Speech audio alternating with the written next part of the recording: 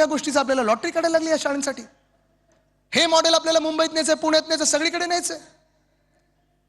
पाण्याचं जर विचारलं तर मुंबई महानगरपालिका कदाचित एकमेव महानगरपालिका ज्या क्षमतेने, ज्या ताकदीने आपण काम करतो, ज्या हिमतीने आपण काम करतो. आपली स्वतःची धरणं आहेत आणि हिंदू हृदय सम्राट बाळासाहेब ठाकरे मिडल वैतरणा धरण हे आपण करून दाखवलेलं आहे. आपल्या काळात झालेलं आहे. कुठेही छुपाकार लावला नाही, कुठेही पाण्याचा दर वाढवला नाही.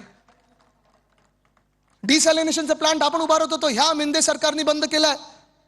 पण माझा शब्द आहे तुम्हाला की ज्या दिवशी आपले महापौर बसतील येत्या 16 तारखेला डिसॅलिनेशनच्या प्लांटच्या माध्यमातून 400 मिलियन लिटर पुन्हा एकदा पाणी आपण ह्या शहरासाठी सुरू करू. बीएसटी बस सेवा, इथे बीएसटी किती लोक वापरतात जरा हात वरती करावं. सगळे वापरता? किती वर्ष वापरताय?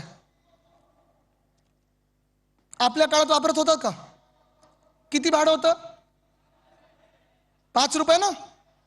5 किलोमीटर 5 रुपये, 10 किलोमीटर 10 रुपये, 15 किलोमीटर 15 रुपये, 20 किलोमीटर कुठेही जायचं असेल तर 20 रुपये तुम्ही जाऊ शकता. एसी बसेस 4000 बसेस आणल्या होत्या. 10,000 इलेक्ट्रिक बस आपण आणणार होतो आणि ते आपण आणणार 900 डबल डेकर इलेक्ट्रिक बस आणणार होतो.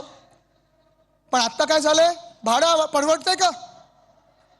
तिप्पट भाडं झालं. तिप्पट 60 रुपये भाडं झालंय. वेटिंग किती आहे? 40 मिनिटं 50 मिनिटं रांगेत आपण उभे आहोत. ही आपली बीएसटी बस आपल्या काळात 35 लाख लोक प्रत्येक दिवशी वापरायचे. ते आता बस पण कमी केली, जुने रूट बंद केलेत, भाडं वाढवलेलं आहे, रांगा वाढलेल्या आहेत आणि 35 लाखावरनं जवळपास 20-22 लाखावर रायडरशिप आलेली आहे. पण इथेच थांबलो नाही आपण.